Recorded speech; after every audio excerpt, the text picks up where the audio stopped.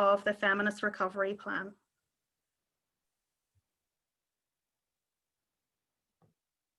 Great, thank you so much, Louise. Can I just check you can all hear me okay? Yes, thank you. Brilliant, thank you. So I'd like to start off by saying happy World Rural Women's Day.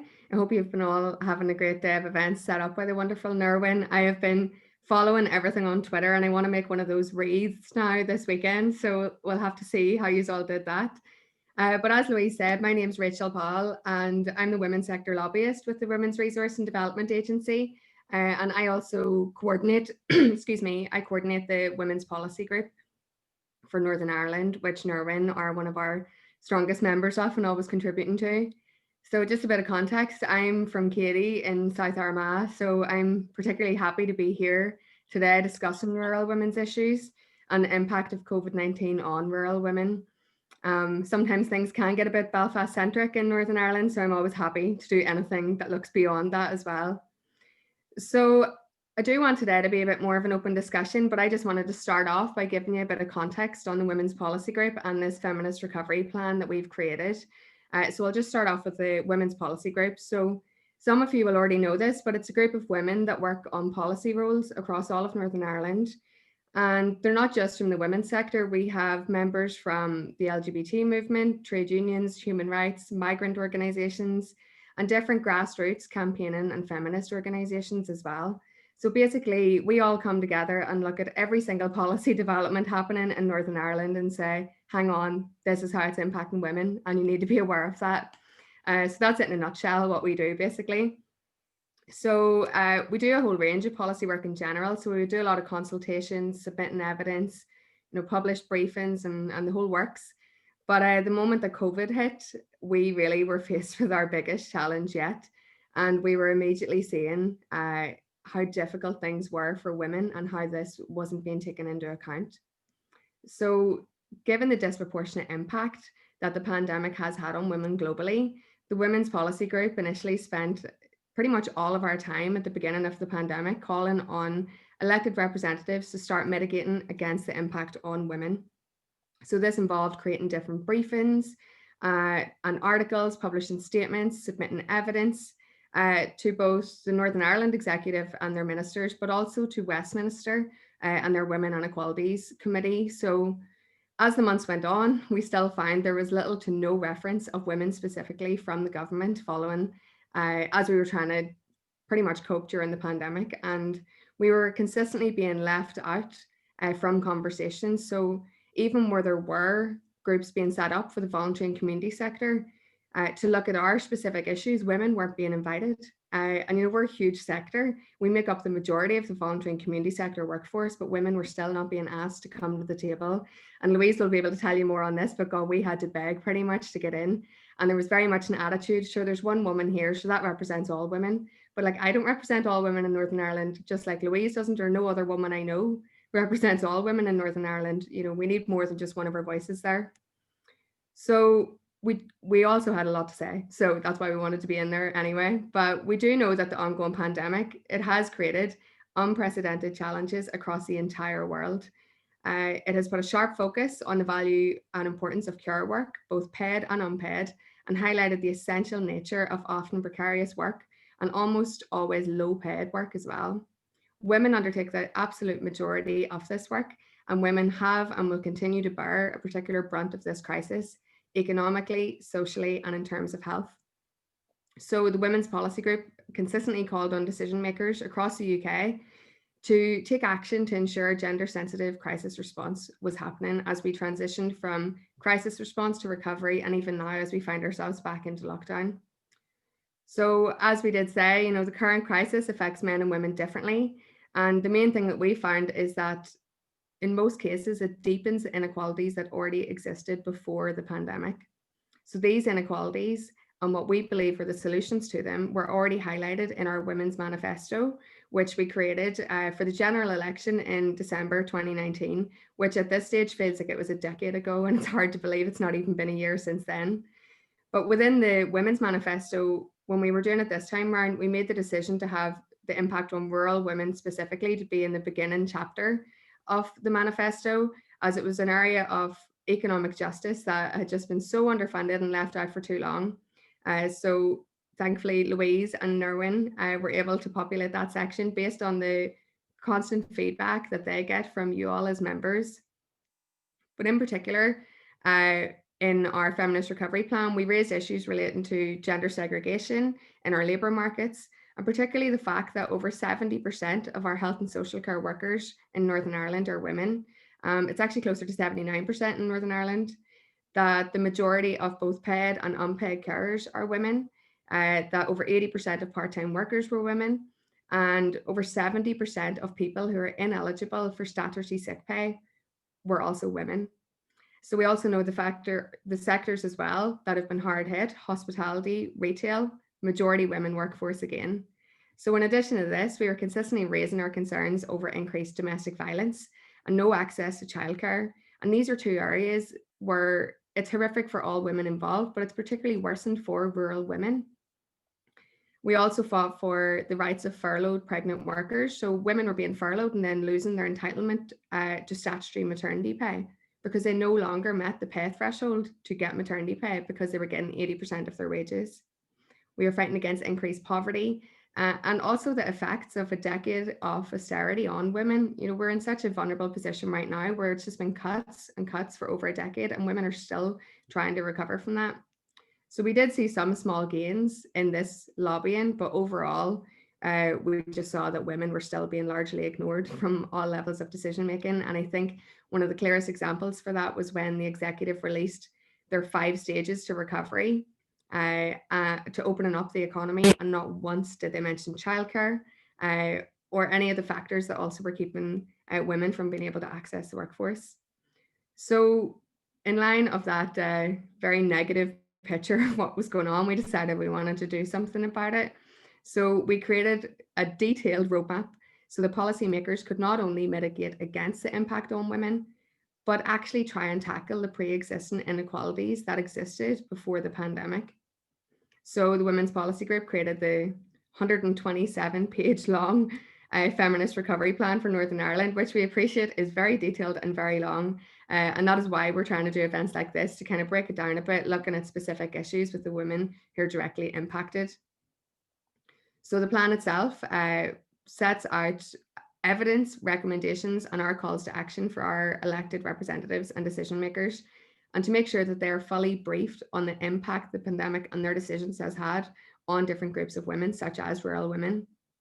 So the plan itself had economic justice, health, social justice, equality, Brexit, and examples of international best practice throughout it. So we wanted to look at what was happening globally. Northern Ireland was no different to what was happening in the rest of the world, where women were being worse hit. And there's global evidence continuing to emerge about the specific impacts on rural women as well. So today's webinar is going to explore our economic justice pillar, but just specifically looking at rural women and the other areas of that pillar where rural women are worse hit.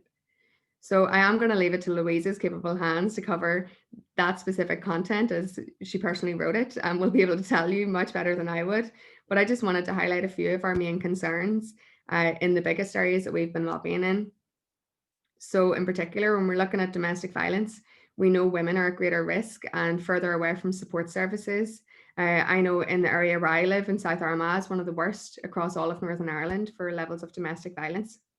When we look at childcare, we already knew before the pandemic that women were having to spend way more on childcare than those in urban settings to take into account commutes and less childcare facilities available. But this was particularly concerning during the pandemic, as childcare was not being considered as a part of our essential infrastructure. And we know that rural women in particular use a mixed, they use a range of childcare methods, and quite often that involves relying on family support. Well, how were we supposed to rely on family support when we weren't allowed to see our families? How were women supposed to get to work whenever they couldn't drop their kids off with whoever was supposed to support them in their families? And these were the sort of relationships in women's lives that were not considered. When we look at the lack of a gendered response, we just need to look at how a gendered response was done before this as well. Louise will go into this more, but out of all government funding for women in Northern Ireland, only 1.3% goes to rural women. I'm sure you all know that figure, but it is absolutely horrific. And even at that, Urban women or women's sector in general is totally underfunded. And almost every woman I know in the women's sector is overworked and at their full capacity 24/7 because we are so underfunded, and holding our communities together through providing childcare facilities, through community support like this today, through supporting domestic violence victims, through sustainable supermarkets, through a whole range of different issues. And one of the biggest problems in particular as well was digital poverty and access poverty. So suddenly everyone was working from home and doing things remotely. Women were struggling to homeschool their kids as they had no technology. They didn't have the equipment. And not only that, in some areas, they didn't have the internet either. If you go to about half a mile behind my house where I live, they still don't have broadband and there's no phone signal. And there was just absolutely no way for them to adjust during this. We also saw women who were trying to now apply for universal credit, which was largely being done online, but couldn't do this without any internet support. Those trying to work from home, and even the most basic ways where we all tried to adjust and stay connected with our friends and families, many rural women were unable to do. So this is just touching the very surface of the deep-rooted issues that exist that are a result of decades of underfunding for rural women in Northern Ireland. And the long-term effects of this are going to be much worse if nothing is done now, particularly as we Brexit. Oh God. I think there's a bit of an echo, is there? Oh, okay. But yes, sorry, just particularly when we take into consideration Brexit, that hasn't gone away, unfortunately, as much as I wish it would sometimes. Like areas where I'm from on the border, they're absolutely terrified about the impact of Brexit. They cross the border every day to go to work. They cross the border driving through their own towns sometimes as well. So not only the implications of the border, but the lost funding that women rely on in rural communities. We do have a specific pillar on Brexit as well that you might be interested, but it covers a lot on the rights that are at risk, but also there's so many different areas that we're going to lose out on. So for example, across the EU, they're now trying to make a lot of progress on the rights of carers. Women are the majority of carers, and they want them to be seen as independent economic citizens with more rights. That's not something that we're going to benefit from at all.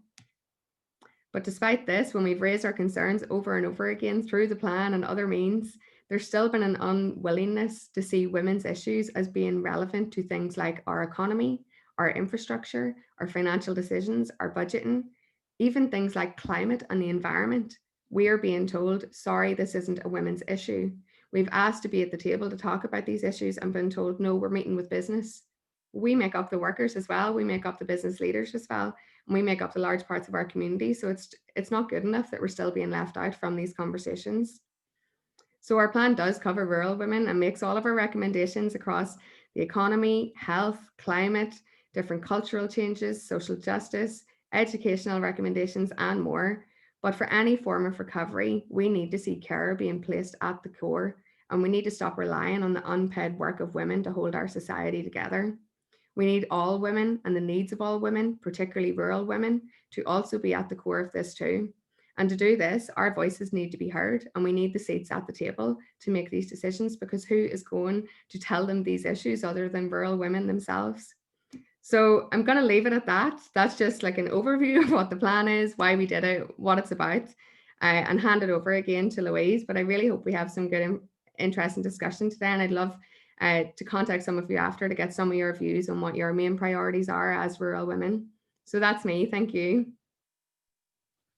Thank you so much, Rachel. And it's no mean feat to try and cover 127 pages of the Feminist Recovery Plan in about 7 or 8 minutes. I have put a link into the chat box to the plan on the launch day. There was also some radio interviews done, and I have put the links. That link that I've put in the chat box takes you to all of that, which maybe just will help widen it out a wee bit, some of the issues that were raised on the day of the launch. And we did get some good coverage on that. Look, I think it's like everything policy related, when we're trying to raise issues with decision makers, you sometimes do get quite a lot of good feedback when you meet them, and they say, gosh, that's great. Oh God, I didn't realize that. Look at that statistic. Look at this. Oh, right. Okay. That's really interesting. Thanks for letting us know. And that is the last we ever hear of it. So it's about how do we take the reason this recovery plan is 127 pages is that almost every single policy area in Northern Ireland impacts on women and has not taken account of the impact of women. And we have also included all the statistics and all the data, so there can be, our decision makers can be left in no doubt that there is an existing problem. We haven't just made it up. We don't just think there's a problem. It's an evidence-based report. And I suppose in that context, I want to give a wee bit of background in terms of the rural bit, although I think Rachel, because she is a rural woman herself, I know you're living in Belfast, Rachel, but I count you as a rural woman when you're from Katy. So she has covered a lot of the challenges. I'm going to specifically focus on the economic bits, but on the understanding that we're tight for time today. But in the report, we've covered broadband, we've covered childcare, we've covered Brexit and the impacts there, which all will impact in specific and differential ways for rural women. How rural women experience some of these issues is different than urban women, and that is why we need the policy making and the resourcing to take account of the fact that actually women experience these things different than men, and also rural women experience them differently than urban women, and we need our policies and our resourcing to reflect that. It is no surprise to any of you that women in Northern Ireland haven't been afforded the opportunity to participate equally in progressing our country from post-conflict to peaceful society. And this is having a negative impact on all of our social and economic development, particularly for those already experiencing disadvantage, such as many rural women. And the onset of a global pandemic, there's no doubt that that's going to exacerbate that inequality. And if our COVID recovery planning doesn't take account of active measures to acknowledge and redress this, it's imperative that our region has visible and audible women at decision-making level if any kind of gender equal sustainable future is to be achieved. And when I say at decision-making level, that's not necessarily always at our government level. There's a lot of high-level civil servants that make a lot of decisions and recommendations for our MLAs. There's a lot of consultation spaces. Rachel did outline the challenges that we had during the COVID delivery of trying to get a seat at the table for the emergency leadership groups who were feeding in what was happening on the ground. We weren't invited in the first place. When we asked to be at the table, we were told we don't really need you at the table. I think there's definitely a woman comes to these meetings, like one woman, and who is she speaking for? and what is she talking about? And we had to fight for that space. And Rachel and I, with the agreement of the Women's Policy Group, actually shared that space deliberately just so that they could see that there is more than one woman that makes up our Women's Policy Group. And I suppose just in terms of who did we talk to whenever we did the research for this, a lot of this research is existing because most of the people in the Feminist Recovery Plan working group, this is our business every day. So like my work every day is working with rural women. During the COVID plan, the main lockdown bit that we had from March to summer, we were in daily contact with our members on various platforms through Facebook, through telephone, email. So we did know what the issues were. So women have been consulted. Women have fed into this, and it is our job as policy people to gather that together and put it into a format that our decision makers can take forward. The gender inequality is always amplified for women in rural areas simply because of access poverty. We are that bit further away from support systems, from delivery, and certainly from our decision making in Belfast. We are a small place. It shouldn't feel that we are this far away from it, and yet we are hindered by geography and distance. And you know that is reflected then in how the funding and resourcing is. I will say it to the end of my days until it changes, Rachel, but rural women get 1.3% of the funding that goes specifically to women from our government. And that's our government's own research and statistics. So they do their own research, they come up with these numbers, and what do they do about it? Go, all right, okay, that's the picture for Northern Ireland. And I suppose it's how do we move these things from having the evidence base to actually making some policy change and some difference with those numbers. It's not enough to know the numbers. And I would safely say with COVID recovery, we really, people are struggling. There will be some resourcing, probably never as much as we're going to need, but we need to make sure that it is shared equitably across our region and across our genders. Narban is the only dedicated rural women's network actually in Europe. So from that point of view, we have an advantage in Northern Ireland. Narban does exist. Even if I do kind of promote ourselves today, but every day our business is how to make things better and how to amplify the voice of rural women in decision-making spaces. We're a small organisation. We are probably no doubt under-resourced, but that's our day and daily work.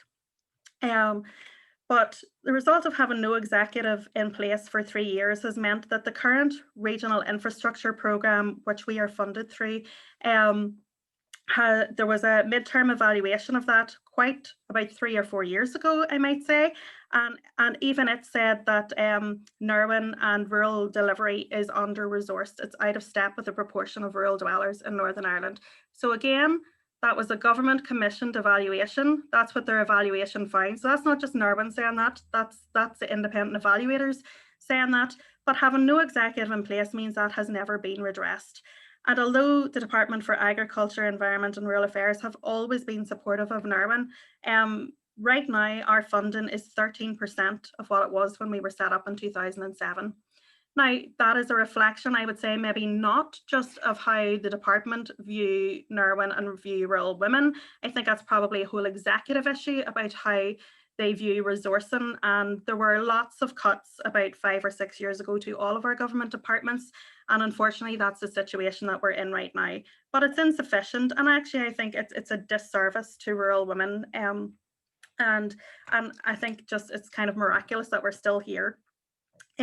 Some of our recommendations in the report are that any proposed budgets our programme for government and any policy recovery plans must now take account of rural need.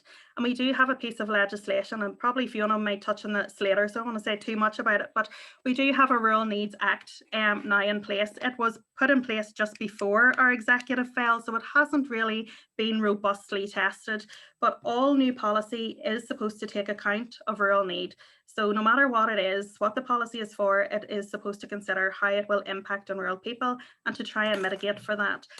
Now, the issue sometimes is that it costs sometimes more to deliver in rural because we are further spread apart. You can see that if you were investing 1 million in a city, how many people it's going to impact compared to if you were putting 1 million into a rural area. And sometimes that's how they do the statistics.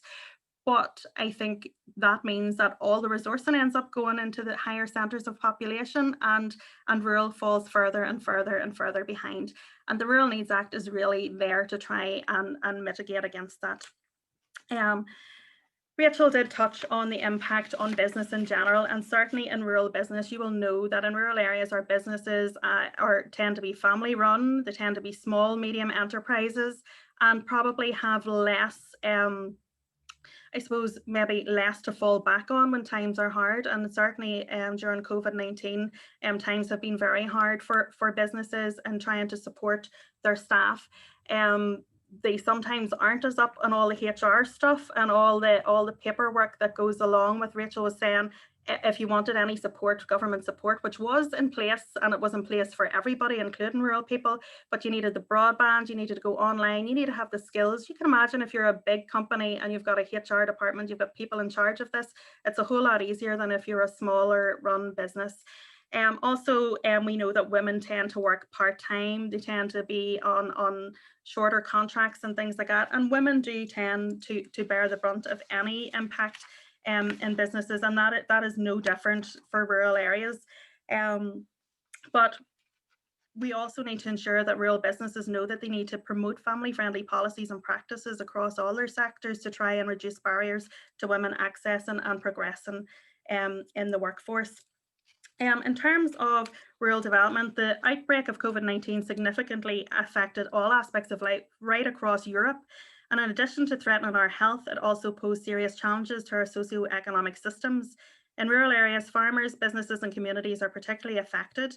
The COVID-19 crisis is predicted to have far-reaching consequences that will be felt for some years to come. And the trajectory of rural development, therefore, has changed, and so must we. And we need to think differently and be ready to do business unusual as opposed to business as usual to try and help rural entrepreneurs cope with economic stress amid the pandemic.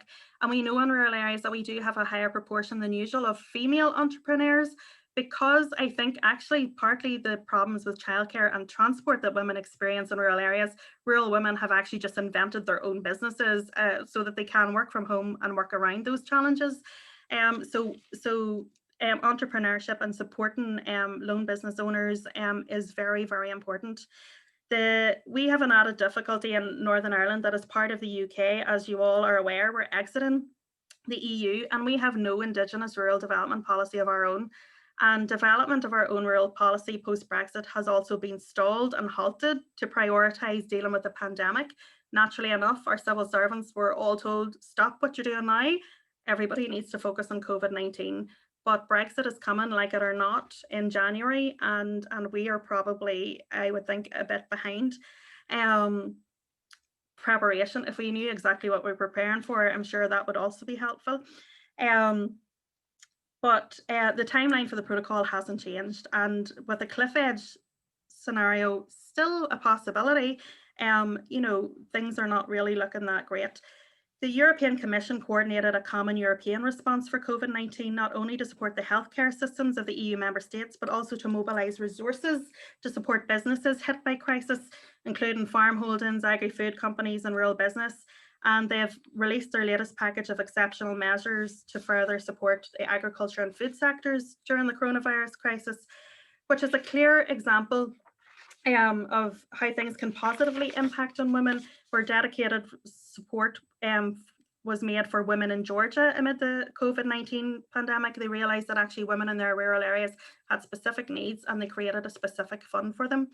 Northern Ireland will not be in a position to take advantage of any new resources and innovations that the EU implement going forward. And that is amongst all the other challenges that we have with Brexit, is going to be, such a huge disadvantage to women. So our recommendations are that rural women are engaged in our future rural development policy planning. Rural women have a dedicated rural development resourcing that takes account of the gender differentials and COVID-19 impacts. I will tell you that successive rural development programs have failed to engage women at the correct levels, despite the huge amounts of money that have gone into rural development resourcing from the EU. And I think there is a real opportunity for our Department for Agriculture and our executive to have a think about how, if we are going to have an Indigenous policy, how do we do it better, and how do we ensure that women are engaged? How do we actively target women? Quite often the evaluations go, yes, women didn't engage the same level. So what? What are we going to do about it? It's the mitigations and the planning for, if we are not targeting, the same goes actually for disabled and young people with the rural development programme, and women are both disabled and young as well. How do we do it better? How do we target these groups? Why are they not engaging at the same level? There must be a reason. What are the reasons, and how do we address that? Our Northern Ireland executive need to work quickly on ensuring we have a rural development policy that supports vibrant, gender equal rural communities. I need to just check the time. I'll do a wee tiny bit just on our voluntary and community sector, because I know all of you, nearly all of you today, are engaged, usually on a voluntary level, at community level. And rural areas have often been the vanguard of community and for social enterprise. We are resourceful. And we make things happen because we are so far sometimes from support systems that we become our own support system. COVID-19 itself is leading to lots of positive examples of community, neighbour and volunteer support, how public, private and third sectors work effectively together, and crucially how they work with the rural, voluntary and community social enterprise ecosystem is critical, not only to the emergency response. I think actually the Department for Communities especially found out very quickly that they couldn't do what they needed to do without the input of the voluntary sector. We're very adept at balancing that social, economic and environmental needs. And it's been heavily stretched in the years leading up to the pandemic, which is again about context. this happened in a difficult context, and it made a difficult context worse. And we're facing into our post-EU situation, which is another definitely economic challenge we face in front of us. So how do we, especially our voluntary sector, is reliant a lot on our older population, who are an important source of the volunteer labour, and it is labour, even if it's volunteered. The sector is facing challenges linked to labour availability. The sector is driven by a large number of female leaders, very high proportion of female leadership in community voluntary sector. And that says something, as Rachel said, about the work, the kind of work that women are passionate about, but put up with. I have been in Nirwan now since 2006. I don't think I've had a work contract longer than 18 months in all of that time. Our terms and conditions, our pension levels, all of those things are not the same as if you were in the private sector or in the civil service. And yet it's women leaders who are making things happen at community level. And there's a need for governments to view our organisations in our sector in a similar light to private public businesses and employees, providing financial support to sustain their viability. And it's especially justified given that in many rural communities, these organisations play a leading role in organising and supporting older, younger and vulnerable residents. So our recommendation there is that our government is to view our organisations in our sector in a similar light, and to resource and support rural community capacity, particularly build into aid COVID-19 recovery and sustainability. We hear a lot about the support that is being provided for business, and that's quite right. We're not in competition with businesses, and this happens quite a lot when I'm having Brexit chats, where everyone's talking about trucks and tariffs like that's the only thing that's important. We're not saying that these things are not important. What we're saying is the impact on civic society, the impact on women, the impact on the people who live here is just as important. And also, as Rachel said, we contribute to businesses. We are part of the economy. Of course, we're invested in it. It doesn't mean that the other issues that are important to us, it doesn't mean that we shouldn't be at the table. I think I'm going to leave it there. I have loads I could talk about. I could talk all day long about rural women, how brilliant they are, what they're doing, and how supportive they are to their friends, their families, their communities, and how they are creating vibrant rural communities, but absolutely getting very little recognition for it, and even less resourcing. But I am going to leave it there for today, so that you do have time to ask us some questions. I see there are a few things in the chat box. I'll have a look at those in a minute, and after Fiona has had a chance to chat to us, I will have a time to raise those with everyone. So I'm going to pass to Fiona. I'm going to let you introduce yourself, Fiona, but just to say that Fiona is joining us from the Department for Agriculture, Environment and Rural Affairs today, and we're really pleased that you could join with us, Fiona, because not only just to hear what we're saying and see everybody who's here, but it's important to us to hear things from the department's point of view as well.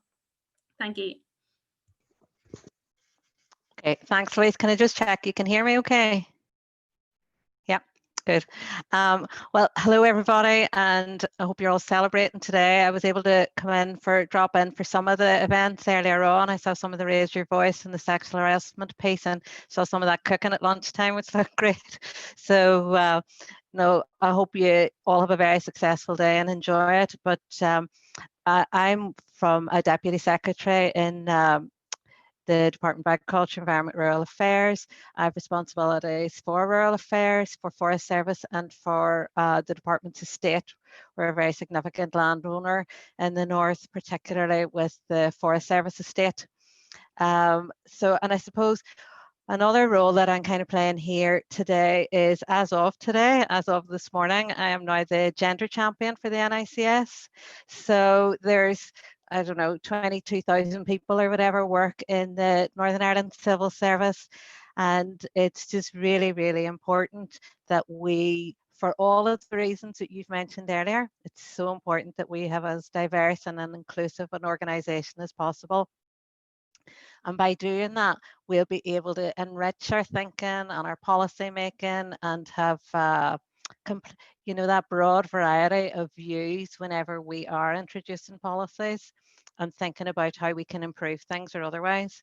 And I suppose from listening to the conversation today, what kind of I took an awful lot from that, it's the importance of having women in those positions where they can influence policy. And I think this NICS has come a long way in relation to that. Back in 2011, I think, about 11% of the Northern Ireland Senior Civil Service, so that's permanent secretary, deputy secretary and director level, was about 11% women, and now we're at about 40%. So, you know, a significant increase over the past number of years, and that's not, you know, as a result of really hard effort in trying to do that and trying to enter introduce interventions and leadership skills and building that capacity right across the civil service to ensure that our women within the organisation are able to take up those more senior roles that traditionally would have been very, very male dominated. So a lot of progress has been made to date. Still a long way to go, but I think that's one of the key in terms of how we influence decision making in the future. I suppose just to say a wee bit about my role as gender champion before I say something about respond to some of the issues that you, Louise and Rachel, raise in relation to rural women and the impacts experienced across the rural women's networks and supports, but also as a result of COVID and as a result of EU exit. I'll maybe just comment on some of those at the end. But just to say, for the NICS, we have a gender action plan in place. We have a diversity and inclusion action plan in place. We're looking at a lot of those issues that have been intensified as a result of COVID, particularly for women in the workplace, and things like how we use our office estate and our approach to flexible working, particularly given the number of our people who have childcare responsibilities or similarly who are looking after elderly parents. I find myself in both that situation. I have children, both of two sons who are at university, both living at home at the moment, but have worked as a full-time mother as my children grew up, and also have caring responsibilities as well. So you find yourself trying to find a way that you can work through this situation at the moment and yet address those needs. So we're doing a lot about flexible working practices and our approach to job sharing. We're looking at how we raise support, particularly in relation to the session that you had earlier on in terms of sexual harassment, domestic and violence abuse. We're doing an awful lot in terms of leadership and mentoring and women's networks and women's mentoring circles. For the past maybe 5 years, I've been involved in women's mentoring circles across the NICS at all different levels in order to try and ensure that we have that flow of women coming behind that can take up those senior posts. And a big issue for us at the moment is in relation to our resilience and mental health and well-being. So there's quite a lot of work going on in terms of how we support all of our staff, but particularly women in terms of mental health and well-being. And there's an awful lot of information on the NI Direct website if anybody's interested in looking at some of the skills and some of the webinars, etc., in place there to help support mental health and well-being. And I know that that can be a particular issue for rural women, maybe experiencing that kind of social isolation or that isolation in relation to what Rachel mentioned earlier in terms of access to digital technology, access to transport, access to services and facilities. So there's quite a lot of information in relation to that kind of resilience and isolation on the NI Direct website.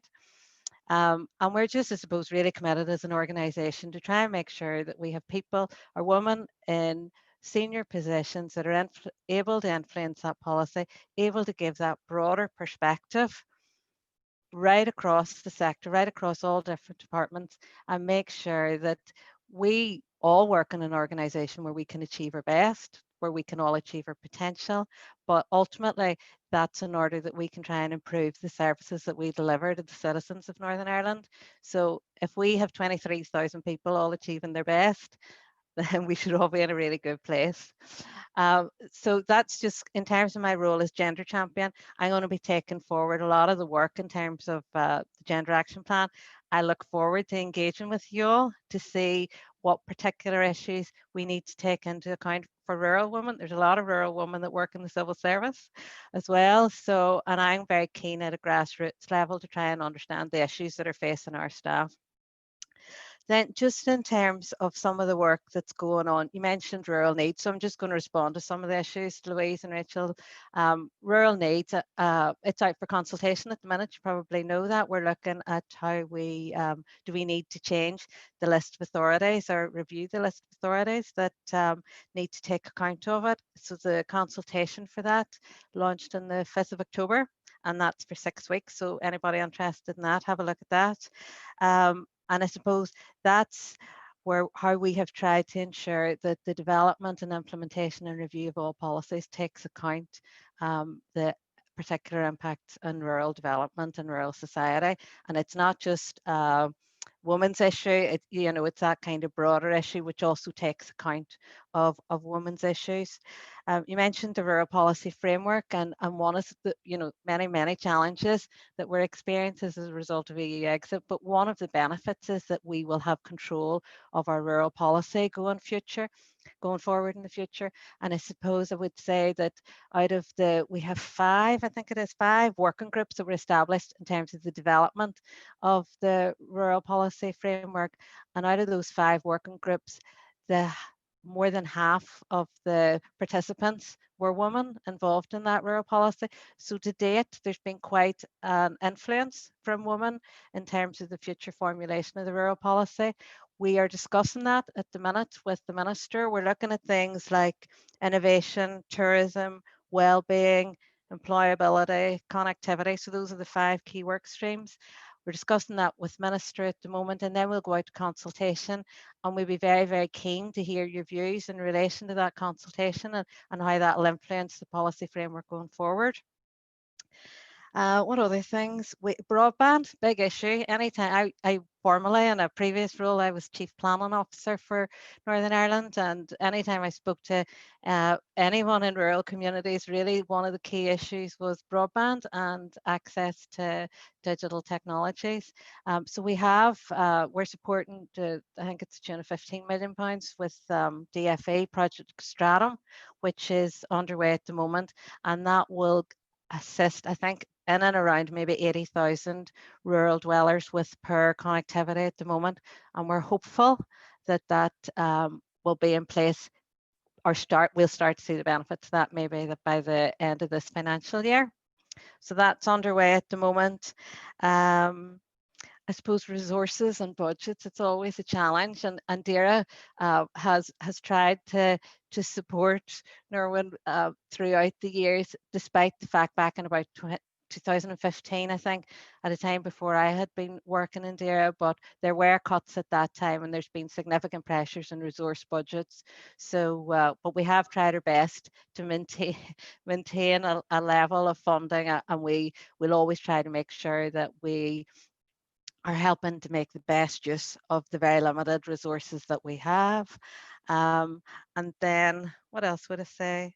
I suppose in terms of our TRIPSI budgets, both on a capital and a resource side, we're doing a lot of work in terms of trying, not specifically focused on women in rural society, but just right across the board in terms of business, in terms of our school estate, in terms of our villages and how the kind of environment that we're working within and living within, in terms of some of the tourist facilities in our rural areas. So quite a lot of work going on in terms of tackling rural poverty and social isolation. So right across the board, I suppose we're very conscious that rural issues cannot solely be addressed by DERA. It's a much broader issue for other departments, and we're continually trying to remind other departments of their responsibilities. As a department, we don't have responsibilities for many functions, and we're reliant on the other departments to play their role and make sure that they're fully taken into account rural impacts. And I suppose that was the purpose of the Rural Needs Act primarily at the start. So maybe that kind of just responds to some of the issues. I look forward, as I say, I took up the gender champion post today. So, and for me, it's great. It's lovely that today's the day that it was announced, and that I'm working in Department of Agriculture, Environment and Rural Affairs, that I'm able to celebrate World Rural Women's Day with you. So for me, it's very timely. So thanks very much, Louise, for the invitation to attend today, and I look forward to engaging with you all in the future. Thank you so much, Fiona, for joining us today, and congratulations on your new position as gender champion. I think it does say something that the civil servants service recognises that they need a gender champion, and that women are maybe in the civil service not at the spot that maybe their male counterparts have been in the past. So that's a positive move. Can I just say one thing, which I should have said in relation to that? There's 4 champions in the civil service. So we're trying to create an environment where all diversity and inclusion is recognised. So there's the LGBT champion, Gareth Johnson. There's myself as gender. There's a disability champion, Ronnie Armour. And then there's racial equality champion as well, Alfie Wong. So the 4 diversity champions will work very, very closely together to make sure all our policies work in an aligned way to encourage diversity. Thank you. And because I know we have lots of our urban sisters are joined us for this, I just put in what TRIPSY stands for there, because I know you and I are fully aware what that is, but it's the department's Tackling Rural Poverty and Social Inclusion Framework. And actually, from a policy level, I quite often champion the model of TRIPSY and how it works, because with what is quite a small amount of money from a resource budget, the Tackling Rural Poverty and Social Inclusion Framework manages to tether in money from private sector and from other key departments, and actually is a really good example of how interdepartmental working can be so effective. I think we would all recognise that our executive are not so very good at working together across departments, and the Rural Poverty and Social Inclusion Framework is a really brilliant example of that. It allows us also to test things to see how they're working, and if they are working well, maybe we can mainstream them, but it allows us to test some pilot projects. And I suppose our minister is very keen and has fought hard, I suppose, to increase the TRIPSY budget, particularly in response to COVID as well. So we've had some success this year in increasing that budget, which is always good news. I just want to give anybody has any questions or any comments, you can just put it into the chat box, which is, if you scroll at the bottom of your screen, the speech bubble icon. But I will read out a few that we have already. Resources are not an excuse for not paying attention to rural needs. There's a real lack of awareness of the legislation, including among MLAs and councillors, never mind the general public. Rural women won't take part if they're not facilitated to engage. Same as for women and other groups generally, public sector policymakers are still not consulting fully. They don't talk to the people or the women who can tell them how to do it better, or who can actually facilitate the engagement that they need. And a very recent example of that, we were approached, and I mean last minute, like about a week before a consultation was closing, by actually someone who had been recruited at a consultancy basis for a department to try and engage women, because they didn't have women responding to their consultation. And actually, had the department been doing their policy consultations properly, they would have approached us themselves. They wouldn't have had to pay an external consultancy firm to try and do that. Sometimes the mechanisms of how departments engage with the general public and not just rural women. And also, if you're having something, how are people getting there? What time of the day are you having it at? All those structural support mechanisms. Women have children and care and responsibilities. They may not have access to transport. How are they getting to the consultation? Needs to be considered. We are tired of a lack of resources and constantly fighting for pennies. Shocked that rural women receive so little. I'm always shocked. We can see from today that there is the interest and the enthusiasm. We're definitely not lacking in enthusiasm in rural areas. Somebody else, I agree completely. 1.3% of funding for around 40% of Northern Ireland women is dreadful. No argument from me on that.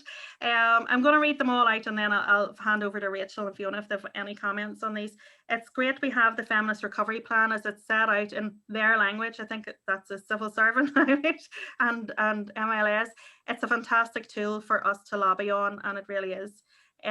Very glad to hear the civil service is taking flexible working more seriously. It shouldn't have taken COVID-19 to make large employers embrace flexibility, not just for women. Everybody benefits from flexible working, but women often just need it more. Rachel has put in a link there to Women at the Heart of Public Consultation. Look at that, at her fingertips she had that. And if funding for rural women is only 1.3%, which is shocking, what's the overall funding for women in Northern Ireland? I think we do have the stat for that. I don't have it off the top of my head, but it's not very high. It's not, women are not getting cash, you know, bucket loads of cash thrown at the women's sector, definitely not. Is there anything DAERA can do to encourage other departments to take into account rural and to push for more funding in this area? And that's all the comments and questions. If you want to have a respond to those first, Fiona, and then I'll maybe pass them to Rachel. I think it's really interesting, I suppose, given my role in terms of our estate, about how we use it flexibly and how we have such a significant amount of our workforce currently working from home. And just to give you an idea where we are in DAERA in relation to that, we have just over 3,000 staff. And we shut 2 of our headquarter buildings. I'm based in the Ballykelly headquarter building, but we shut that and Klondike on the 23rd of March. And within a couple of weeks, I'd say we had about, out of the over 3,000 staff, we had about 2,600 working remotely within, you know, probably within about 10 working days. So we are a very flexible organization. We are able to adapt quickly, and we have always, throughout that period, we have engaged with our staff digitally in a way that I think other departments have kind of envied, how we were able to respond so quickly. I can see Maria Bradley from Rural Affairs Division on the this today, but Maria will be one of our colleagues here working from home. So we need to look at how we use our estate flexibly in order to meet the needs of our workforce, and with such a high percentage of women and young women as well too. We need, with many with young kids, and many that are worried at the minute with schools closing again and all of this that goes along with that. So we're very, very conscious of it, but civil service across the board is conscious of it as well. And I suppose my role as gender champion, I'm able to influence those cross-departmental policies now in relation to the NICS HR approach to working from home. I suppose just in terms of encouraging other departments to secure funding for rural communities, we do an awful lot of work right across the piece with health, with economy, with Department for Communities particularly, in order to try and bring together our funding so that we can kind of maximize the benefits of it, and we will encourage and we will work along with all the other departments to make sure that we try and achieve the best, I suppose. But I suppose we need to understand the direct impacts, and that's why we need to find ways, if we're not doing it as best we can, we need to find ways that we can engage with rural communities and with rural women in an improved way in order that we can just influence and inform policies in an improved way. Thank you. We had another last comment there, which was that hopefully councils and civil service will be able to retain this level of flexibility for their staff, that it isn't just a COVID specific response. And I think there is something in that, although we've been focusing on quite a lot of the negative things, I did want to finish on the positive things that we had out of COVID. Firstly, it showcased our rural communities and their strengths and their abilities to its very best. People like me who have the privilege of working with rural groups all the time know this, but I think maybe everybody else saw it as well. How we take care of each other and respond and look to each other and do that very quickly and quietly and without much muss or fuss, just get on and do it. And I think as well, what we did see from our executive, certainly at the very beginning, was quick and effective decision making and resourcing, which shows that when they want to, they can do it. Within a matter of days, we had no homeless people on the streets of Belfast, which is something we've been told for years. It wasn't a problem that could be fixed. Clearly, it could be fixed. It just needed dedication and effort. And there was lots of examples of things like that at the beginning, and I take heart from that, same as I take heart from the fact that whilst I do certainly, and our members reflect that they don't think we're going to be better off leaving the EU, I do think being able to influence an Indigenous rural development policy does actually give us real great opportunities for rural women particularly to start engaging with what that should look like. So for every challenge, there's always an opportunity, and that's what keeps me going. That and the fact that I know rural women are up for every challenge that comes their way. I'm going to pass to Rachel, and then we'll close because we are running. We started this a bit behind, so we're kind of about 5 to 10 minutes behind at the minute. And I'm passing to you now, Rachel. Thank you, Louise. So I'm just going to try and address like a few of the comments in one. And one of the first things for me, Northern Ireland is a really small place. It does not take that long to get from one end to the other. And I don't understand why everything is so Belfast based always. And I remember a number of years ago when I was studying economics and we were looking at economic funding across all of the North. And there was one year, I think it was about 5 or 6 years ago, that 98% of Invest NI funding stayed in Belfast. And that's just one of the many stats where you could find that almost anywhere that you do look for investment stats for Northern Ireland. But when you start to break that down further, well, who did it go to? Were there women receiving any of it at all? And again, very low numbers. Then you looked at socially deprived areas like West Belfast, they had received less than 1% of the 98%. So, there's so many different issues with all levels of our infrastructure. And I think we need to have, I suppose, an approach to social inclusion in all aspects of decision making, even things like our infrastructure, our investment programs, attracting foreign investment. And to me, we should be making the most of Northern Ireland being a small place and spreading our resources across all of it and connecting everyone together. And I remember a number of years ago, back when it was DARD and they were trying to move the offices outside of Belfast, and the uproar from staff at the thought of having to commute from Belfast. And I just looked at nearly everyone around me. And at that stage, I was still living in Armagh and was thinking everyone else commutes in, no issue. When we try and travel outside of Belfast, why is it so difficult? And there's a number of reasons. We don't have public infrastructure that works. We don't have the necessary public transport. Look at Armagh, it's the only city in Europe without a train station. We have serious issues as well of getting west of the Ban, and we need to look at these bigger picture issues and see how they would benefit all groups. And that factors into all of our everyday lives. Imagine, for example, like my two parents, during the lockdown, my parents are both disabled. Our nearest hospital is 45 minutes away. There was no support around. I had to drive from Belfast to Katy to Craigavon, back to Katy, back to Belfast on a daily basis. And that's the reality of people who live in rural areas, having to travel to access their basic needs because it isn't around them. And the support used to be around them, and there used to be provisions for all the treatment they needed in Armagh. That is closed. Used to go to Monaghan, that is closed. Used to go to Cavan, that closed too. So you can see the themes that happen in these rural areas where we're being locked out, and the centralisation of services may benefit people in city centres. It doesn't benefit people outside, most of all women. So that was just my one thing about Northern Ireland being small, make the most of it. But in terms of flexible working, I will say this. I'm really lucky to work for an incredible women's organisation, the Women's Resource and Development Agency, and we have family-friendly, flexible working, and it has made such an incredible difference to my life. I'm disabled myself, and to be able to have a flexible work policy that helps me manage my conditions just makes the world of good. And it makes me reach my full potential and do the work that I want to do. And I've worked in the past in financial organisations and other groups where these long hours that suit single men and don't really work for anyone with anything else going on in their life, it doesn't work for us. And we know that people are happier, we know productivity is higher, and we know that people have needs outside of work that should be met. And I do honestly think that we should have a lesson from this. The flexible working works. People actually do the work. We need to get over this idea of mistrust. If people are working from home, that they aren't working. I think we've all proven that that isn't true during this crisis, and really find ways to be able to connect with each other beyond our offices. And in our work, I don't know what you would think, Louise, but in our women's policy group work, we've been able to reach women in rural areas in a way that we never would have in our typical meetings happening in Belfast.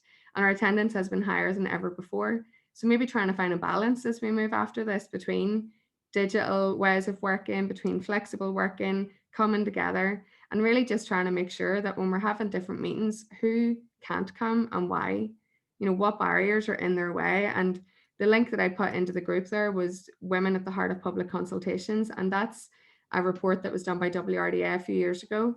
And it's a guide to public authorities. If you want to be able to consult with women, this is what women need. And it covers all of the factors that Louise talked about. So like we literally are making the handbooks on how you can help women. So it's really up to the public authorities now to make sure that they're reading it and taking it into account. But in general, then I just wanted to end really by saying that I think that if we look at the experiences of women in Northern Ireland, if you look at a rural woman, she'll be able to tell you about barriers that are in place in terms of transport, access and education, even basic things like getting food delivered during a pandemic. No one could deliver food to where my parents lived and they were both shielding. So these are the sort of things where there's so many extra barriers that aren't taken into consideration quite often by those who live in urban settings. And it's not that it's their fault, but we need to make sure that they know. So events like this are really an incredible opportunity. And I'm delighted that I get to work with rural women on a daily basis. And there's so many different issues that we need to change. And we need to look at, almost like start from the beginning in Northern Ireland, look at our public transport, look at our investment, look at all of our funding structures and budgeting, and make sure that that is divided out the way it needs to be, because only then can we start making the changes that we need to make for everyone. So I think I'm going to finish there. I think that's me in general, but I am going to post a link in the group chat. We have some more webinars coming up. We've one next week. It's looking globally at women in conflict countries across the world and how they're impacted by COVID. Another one looking at health, and another on violence against women. So I'll just post them in case any of you enjoyed today and want to attend any more. Thank you, Louise. You're very welcome, and thank you, Rachel. For those of you who from some of our rural groups that may not have met Rachel before, you can see how fabulous she is at what she's doing and helping coordinate the women's policy group, which is made up of all different members and groups and is actually open to people to join it as well. I might add, it's not a closed shop for anybody who wants to have some input into the women's policy group and to find out what's going on, even just to attend to listen and hear what's going on. You're all welcome to that. If that's the case, you can just email myself and I will link in. A few just last comments that agree with for the need for balance, Rachel. We don't want everything to be digital, as personal contact and relationships is also important, but it is sometimes about what suits women, people and their different circumstances. And I would just echo what you did say, Rachel. The attendance at the Women's Policy Group has really has been great during lockdown, and I think it is because people are not having, I know for me, if I was attending, usually if it's in Belfast, that is most of my day by the time I drive there, stay for a couple of hours and drive back again. And whereas the 2 hours of the meeting is only 2 hours if we're doing it digitally. And I agree with what Mary was saying there in the chat, that it doesn't replace the human communication face to face. I think we've all missed that during COVID, but it does have a place, and maybe a mix is good going forward. I think we're going to wind it up there because we have run over time and we could talk about this all day long. My challenge to all of you women who are here is keep talking to all of our MLAs. They all need our votes. They will all come knock on our doors looking at, if we don't tell them what we need and we don't tell them that what they're doing isn't enough, they're going to just say there's no problem here, nobody's talking to me about that. That's their answer for everything, and I think we need to just keep holding them to account. They can do things, there is the money to do things. I'm concerned that because of COVID and because Brexit, they're going to be saying, oh, but there's no money. Would love to do that, but we just don't have any money. There is money, they're choosing what to do with it. Let's try and influence what it is they do with it. So that's my challenge for us all, I myself included, going forward. So we're going to finish there today. Thank you all for joining us for this. What I will say is that we have still a few more parts of our day coming. For those of you who only thought you were coming to the COVID-19 and the impact on rural women, you are very welcome to stay. Now that you're here, you're more than welcome. We're going to be moving now to have a Chinese tea ceremony, and then we're going to have a bit of self-care, how we cope through COVID, and we're still coping Yesterday was, I think, a hard day for a lot of people news-wise, and then we're going to close and I'm going to finish with a wee meditation so that we hopefully end our day thinking cool, calm, collected and ready to face all the challenges that we have ahead of us. Rachel, thank you so much for today and for everything that you're doing for women, and we really appreciate it. Thank you so much, and thank you everyone as well for joining and listening to us today. But I really appreciate it, Louise, and happy International Rural Women's Day, everyone. Yay. So, I'll get the recording of you at a different point, Louise. Talk to you all later. Okay, thank you, Rachel.